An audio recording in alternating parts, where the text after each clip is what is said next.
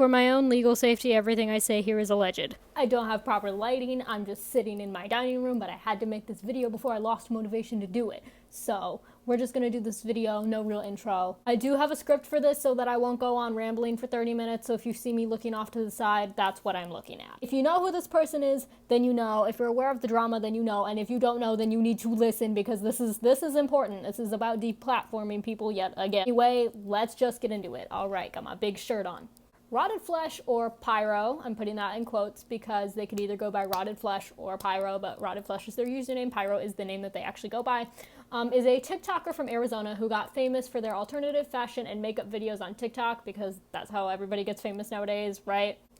Get on the level of us born from like 1997 to 2000 of like us trying to get famous singing on YouTube at like 9 years old. And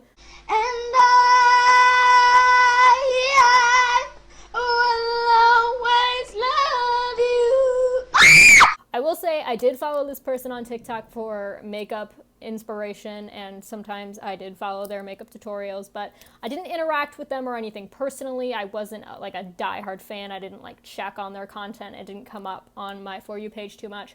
I didn't follow them or message them on any other platform. I just saw them on my For You page and followed them because I thought they looked cool. They also got kind of famous for getting like bloody knees like tattooed on them, and then tried to gatekeep that tattoo idea, which I'm not going to go into because I don't know too much about that. Recently they were exposed, and I'm putting exposed in quotes because they did all this publicly and made no effort to hide it, and in fact promoted their Twitter and their fans, you know what I'm talking about, content on their TikTok. So they did all of this publicly.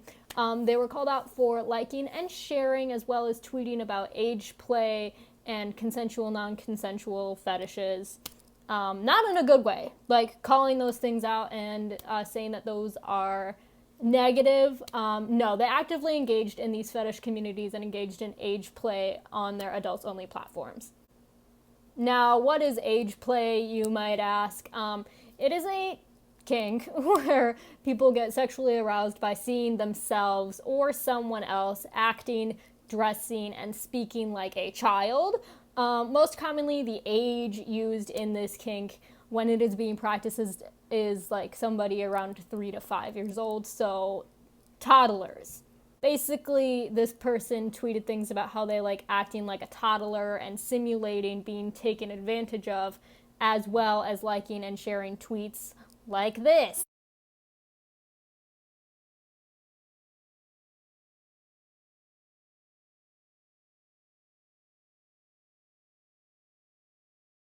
I know I have some weirdos out there that watch my content, but if you are into that kind of stuff sexually, I don't care what your excuses are, you need counseling.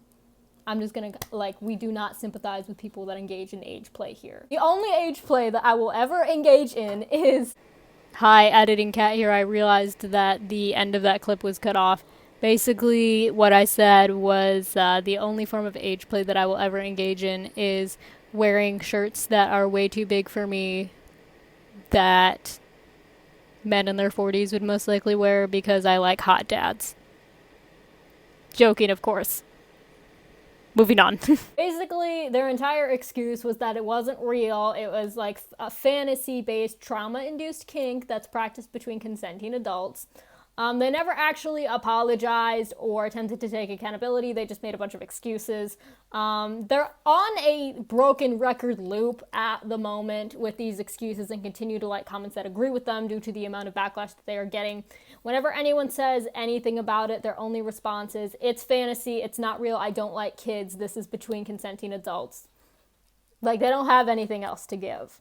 Let's talk about the word fantasy and like what that means for a moment. Fantasy is something that's seen as something impossible, right? Like living as a princess in a candy house. And to fantasize about something is to actively focus and think about that one thing while viewing it in a positive light. We all, like I think I can safely say, we all have fantasized about romantic interactions with our celebrity crushes because it makes us feel like warm and fuzzy inside, right?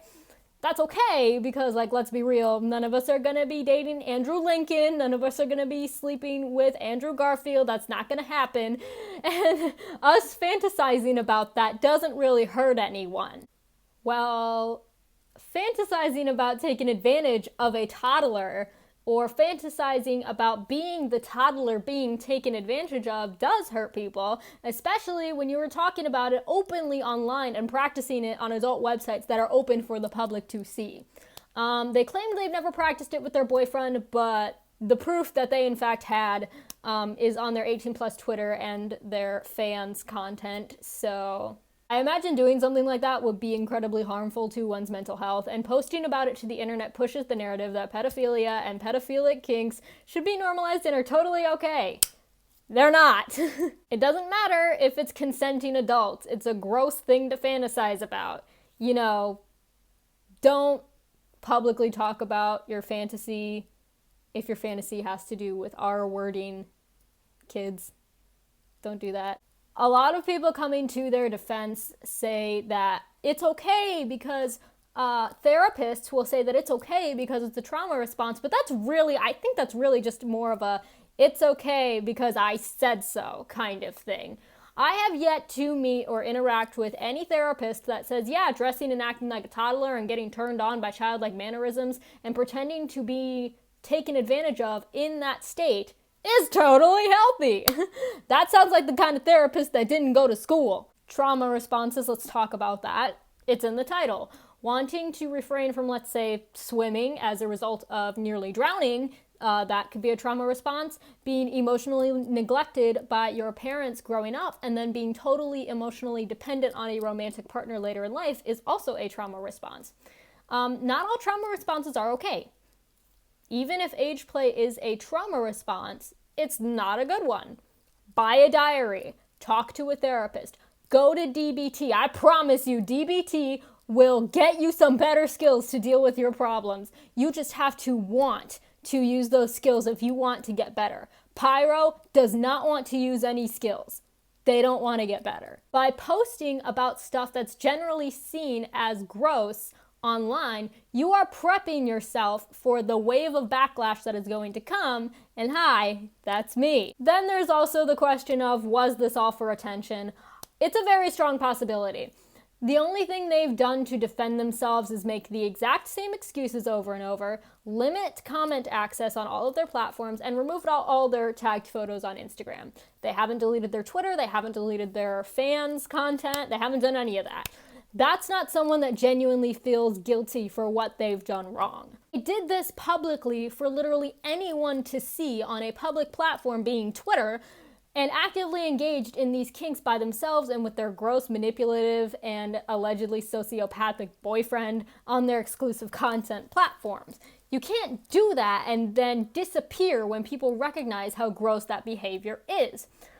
There's also been allegations of them doing things like threatening suicide when they don't get their way, not caring about their fans until their reputation is at stake, joking about all of this until their reputation was really going into the dirt.